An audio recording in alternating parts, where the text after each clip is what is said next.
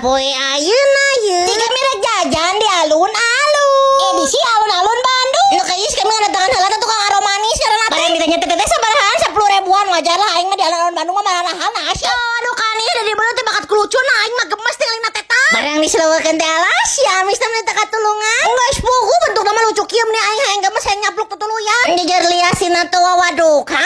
Teh mending ngeunah pisan.